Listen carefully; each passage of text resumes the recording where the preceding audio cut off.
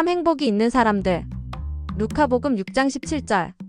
67 예수님께서 그들과 함께 산에서 내려가 평지에 서시니 그분의 제자들이 많은 군중을 이루고 온 유다와 예루살렘 그리고 티로와 시돈의 해안 지방에서 온 백성이 큰 무리를 이루고 있었다. 6:20 예수님께서 눈을 들어 제자들을 보시며 말씀하셨다. 행복하여라 가난한 사람들. 하느님의 나라가 너희 것이다. 21 행복하여라 지금 굶주리는 사람들. 너희는 배부르게 될 것이다. 행복하여라 지금 우는 사람들. 너희는 웃게 될 것이다. 22 사람들이 너희를 미워하면 그리고 사람의 아들 때문에 너희를 쫓아내고 모욕하고 중상하면 너희는 행복하다. 23 그날에 기뻐하고 뛰놀아라. 보라 너희가 하늘에서 받을 상이 크다. 사실 그들의 조상들도 예언자들을 그렇게 대하였다. 24 그러나 불행하여라 너희 부유한 사람들. 너희는 이미 위로를 받았다. 25 불행하여라 너희 지금 배부른 사람들. 너희는 굶주리게 될 것이다. 불행하여라 지금 웃는 사람들. 너희는 슬퍼하며 울게 될 것이다. 26 모든 사람이 너희를 좋게 말하면 너희는 불행하다.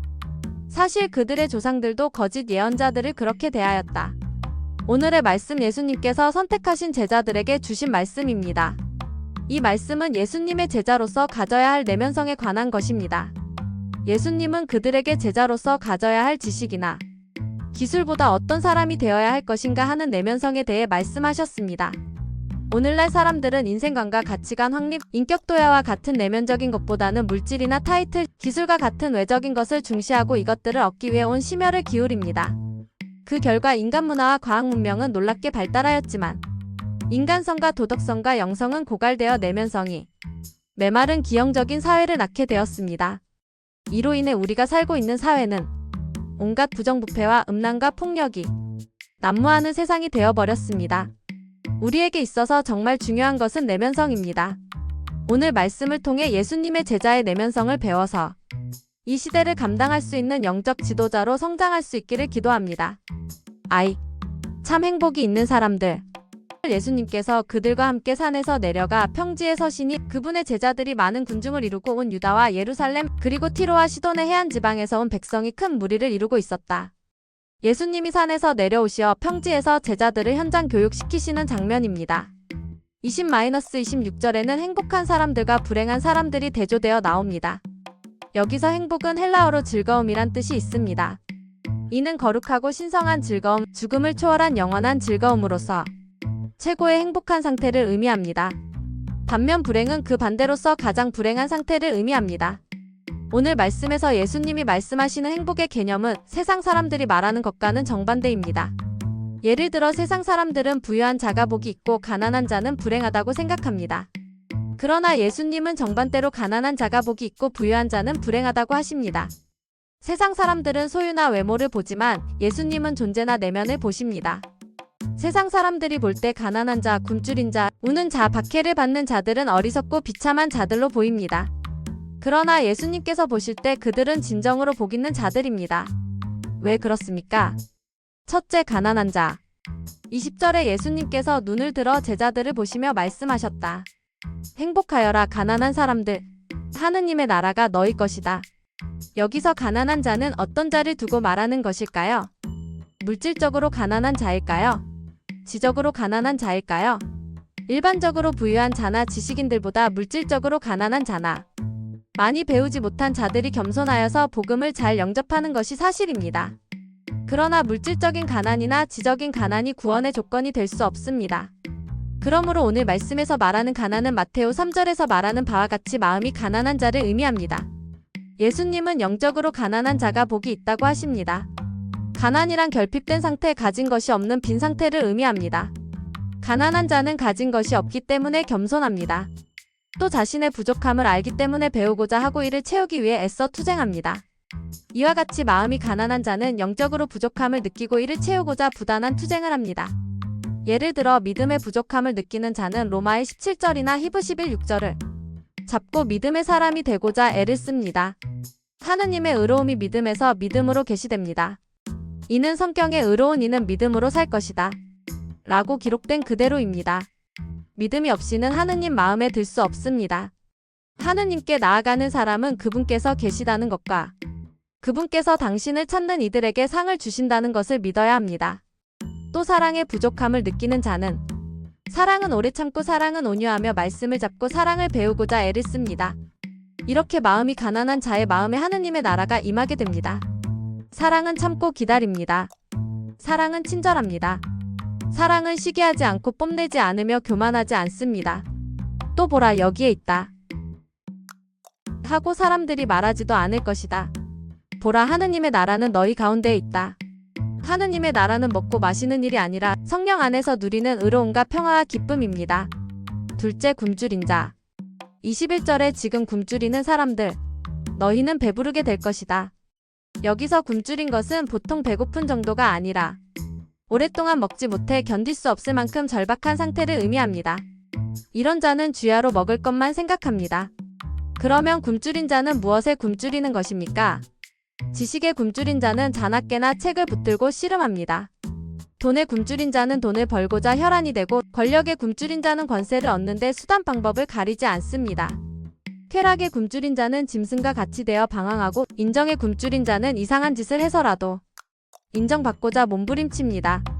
사랑에 굶주린 자는 어린아이나 어른이나 나이에 상관없이 사랑받기 위해 별별 짓을 다합니다. 또 잠에 굶주린 자는 틈만 나면 잠을 잡니다. 그러나 이러한 굶주림들은 아무리 채워도 밑빠진 독에 물 붓기와 같아서 진정한 만족이 없습니다. 채우면 채울수록 더욱 공허만 느낄 뿐입니다. 그러면 무엇에 굶주려야 진정으로 행복한 것입니까? 의로움에 줄이고 목마른 사람들, 그들은 흡족해질 것이다. 의로움에 줄이고 목마른 자가 복이 있다고 하였습니다. 여기서 의로움이란 하느님의 의로서 하느님과 바른 관계성을 맺는 것을 의미합니다. 의에 줄였다는 것은 하느님과 바른 관계성을 맺고 하느님 앞에서 올바르게 살고자 몸부림치며 투쟁하는 것을 의미합니다. 다시 말하면 상대적인 세상 가치관을 따라 살지 아니하고 하느님의 말씀을 따라 의롭고 진실되고 거룩하게 살고자 애쓰는 것을 의미합니다. 의에 줄인 자는 죄를 멀리하고 하느님을 가까이 하고자 애씁니다. 하느님의 말씀을 사모하며 기도에 힘씁니다. 시편에서는 하느님을 찾는 마음을 이렇게 표현했습니다. 시편 42-3절에 암사슴이 시냇물을 그리워하듯 하느님, 제 영혼이 당신을 이토록 그리워합니다. 제 영혼이 하느님을, 제 생명의 하느님을 목말라 합니다. 그 하느님의 얼굴을 언제나 가서 배울 수 있겠습니까? 또한 시편 119-11절에 당신께 죄짓지 않으려고 마음속에 당신 말씀을 간직합니다. 당신의 법규를 늘 열망하여 제 영혼이 갈망으로 지칩니다. 시편 119-20 당신 말씀이 제 혀에 얼마나 감미롭습니까? 그 말씀 제 입에 꿀보다도 답니다. 시편 119103 당신의 계명을 열망하기에 저는 입을 벌리고 헐떡입니다. 시편 119131 이렇게 하느님을 찾고 하느님의 말씀에 줄일 때 영혼의 참 만족을 누리게 됩니다. 셋째 우는 자. 21절에 행복하여라 지금 우는 사람들, 너희는 웃게 될 것이다. 굶주림에도 여러 종류가 있듯이 우는 데에도 여러 종류가 있습니다. 일반적으로 사람들은 슬플 때 울고 헤어질 때 웁니다. 또 너무 억울한 일을 당할 때 서러워서 울기도 합니다. 또는 자신의 비참한 모습을 바라보고 자기 연민에 빠져 울기도 합니다. 어떤 분은 시골에 있는 불쌍한 부모님을 생각하고 남몰래 웁니다. 자매님들의 경우는 우는 것을 무기로 삼기도 합니다. 그러나 이런 눈물은 값싼 눈물들입니다. 눈물은 참으로 고귀한 것입니다. 우리는 자기 연민에 빠져 값싼 눈물을 흘려서는 안 될 것입니다. 그러면 무엇으로 인해 우는 자가 복 있는 자입니까? 참된 눈물은 자신의 죄로 인해 슬퍼하며 진실된 참회의 눈물을 흘리는 것입니다. 우리가 죄를 범하면 마음의 기쁨과 자유를 상실하게 되고 죄의식과 심판의 두려움에 시달리게 됩니다. 사람이 죄를 범하면 그 순간은 죄의 쾌락이 있지만 그 후에는 무서운 고통에 시달리게 됩니다. 그러다가 자신이 지은 죄로 인해 슬퍼하며 애통하게 회개의 눈물을 흘리게 됩니다. 이때 하느님은 진실된 회개의 눈물을 받으시고 죄용서함의 은총을 베풀어 주십니다. 죄용서함의 은총을 더 씹을 때 마음에는 구원의 기쁨으로 충만하게 됩니다. 다윗은 정욕에 눈이 어두워서 밧세바를 범했습니다. 그리고 이를 은폐하기 위해 충신 우리아를 전쟁 일선에 내보내어 죽게 했습니다. 그는 이 죄를 범한 후 나날이 신음속에 저의 뼈들이 말라들었습니다. 시편 32:3라고 하며 고통을 맛보았습니다. 그러나 그가 나탄의 책망을 받고 자신의 지은 죄로 인해 눈물을 흘리며 애통하게 회개했습니다. 하느님 당신 자애에 따라 저를 불쌍히 여기소서. 당신의 크신 자비에 따라 저의 죄악을 지워주소서. 시편 51:3 하느님께 막가진 재물은 부서진 영, 부서지고 꺾인 마음을 하느님 당신께서는 업신여기지 않으십니다. 시편 51:19 하느님은 이렇게 자신의 지은 죄로 인해 슬퍼하는 그에게 사죄의 은총을 베풀어 주셨습니다. 이때 그는 마음의 구원의 기쁨을 회복하고 그 행복을 다음과 같이 노래했습니다. 행복하여라 죄를 용서받고 잘못이 덮이니. 시편 32. 우는 자는 자신의 죄로 인해 슬퍼할 뿐만 아니라 양들의 죄, 가족의 죄, 교회의 죄, 민족의 죄로 인해 슬퍼합니다. 모세는 백성들이 우상숭배의 죄에 빠졌을 때 심히 슬퍼했습니다. 탈출 32:31. 예레미야 예언자는 백성이 죄로 인해 파멸해가는 것을 보고 눈물이 시내처럼 흘렀습니다. 에가 3:48. 사도 바오로는 동족이 예수 그리스도를 믿지 않고 배척했을 때 슬퍼했습니다. 로마 9:1-2. 예수님께서도 죄로 인해 멸망 일보 직전에 있는 예루살렘을 보시고 눈물을 흘리셨습니다. 루카 19:41절에 예수님께서 예루살렘에 가까이 이르시어 그 도성을 보고 우시며 우리도 양들을 돌보다가 마음이 상하여 눈물을 흘릴 때가 있습니다. 또 가족의 불신과 이민족의 죄로 인해 슬픈 눈물을 흘릴 때가 있습니다. 이러한 눈물은 참으로 고귀한 눈물입니다. 하느님은 목자의 상한 눈물을 받으시고 위로해 주십니다. 나중에는 우리 주님께서 친히 복음 역사를 섬기느라 흘린 모든 눈물을 닦아주십니다. 묵시 21:4절에 그들의 눈에서 모든 눈물을 닦아주실 것이다. 다시는 죽음이 없고 다시는 슬픔도 울부짖음도 괴로움도 없을 것이다. 이전 것들이 사라져버렸기 때문이다. 이때 우리는 진정으로 웃을 수 있습니다. 넷째, 예수님 때문에 박해를 받는 자. 22절에 사람들이 너희를 미워하면 그리고 사람의 아들 때문에 너희를 쫓아내고 모욕하고 중상하면 너희는 행복하다. 우리가 세상 풍조를 따라 마음이 원하는 대로 살 때는 아무도 우리를 미워하지 않습니다. 그러나 예수님을 구원자로 영접하고 진실되게 믿음으로 살고자 하면 이상하게도 사람들은 우리를 미워하고 멀리하고 욕을 합니다. 미친놈, 얼빠진 놈, 한심한 놈 등 별 욕을 다 합니다. 우리가 이런 박해를 받는 것은 세상에 속하지 않고 예수님께 속했기 때문입니다. 요한 15:19절에 너희가 세상에 속한다면 세상은 너희를 자기 사람으로 사랑할 것이다. 그러나 너희가 세상에 속하지 않을 뿐만 아니라 내가 너희를 세상에서 뽑았기 때문에 세상이 너희를 미워하는 것이다. 우리가 예수님을 믿더라고 롯과 같이 하느님과 세상 사이에 양다리를 걸치며 요령껏 신앙생활할 때는 박해가 없습니다. 그러나 하느님의 말씀을 따라 세상과 타협하지 않고 의롭고 진실되게 살고자 하면 반드시 박해를 받게 됩니다. 이티모 3:12절에 사실 그리스도 예수님 안에서 경건하게 살려는 이들은 모두 박해를 받을 것입니다. 사람들은 예수님을 진실되게 믿는 것을 싫어합니다. 이는 자신들의 죄가 드러나기 때문입니다. 우리는 박해를 받을 때 기가 죽고 혹시 내가 잘못한 것이 아닌가?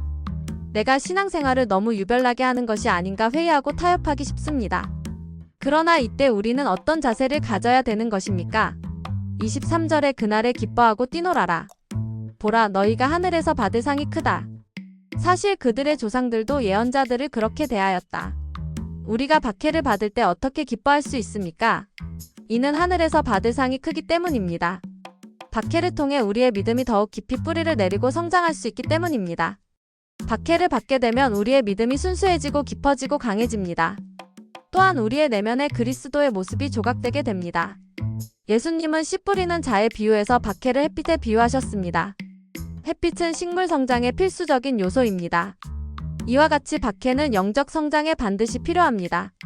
우리는 박해를 통해서 영적으로 성장할 수 있기 때문에 기뻐할 수 있습니다. 24-26절에는 어떤 자가 불행한가를 말씀해 주십니다. 부유한 자는 자기에게는 부유하지만 하느님께 인색한 자를 말합니다. 이런 자는 자기 이익을 위해서는 아낌없이 물질과 시간을 쓰지만 주님과 복음 역사를 위해서는 인색합니다. 예수님은 이를 한 비유로 말씀해 주셨습니다. 루카 12:16-21절의 어리석은 부자의 비유에서 21절 자신을 위해서는 재화를 모으면서 하느님 앞에서는 부유하지 못한 사람이 바로 이러하다. 이와 같이 자기에게는 부유하지만 하느님께 인색한 자는 어리석은 자입니다. 마음이 부유하게 되면 교만해져서 영적 소원을 상실하고 결국 구원의 은총마저 잊고 자기 멋대로 행동하게 됩니다. 배부른 자는 영적 갈급함이 없는 자여 웃는 자는 상한 마음이 없고 세상을 즐기는 자입니다. 이런 자들은 불행합니다. 26절에 모든 사람이 너희를 좋게 말하면 너희는 불행하다.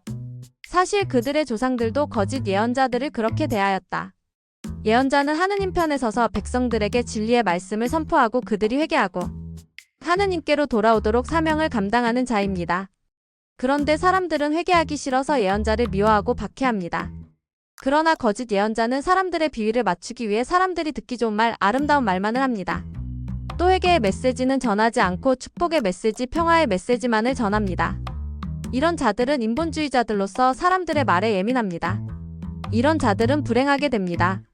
우리도 사람들의 인정과 칭찬에 얽매여 마땅히 해야 할 말을 하지 못하고 사람들이 듣기 좋은 말만 한다면 불행하게 됩니다. 사람들의 인정과 칭찬은 실로 공허합니다.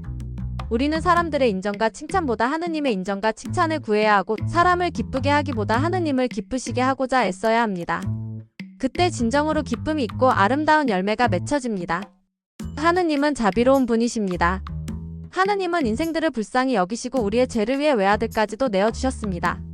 하느님께서 우리를 불쌍히 여기지 않으셨다면 아무도 구원받을 자가 없을 것입니다. 하느님은 죄인들을 오래 참으시고 자비가 풍성하신 분이십니다. 우리가 자비로워야 할 이유는 이 하느님께서 우리의 아버지가 되시기 때문입니다.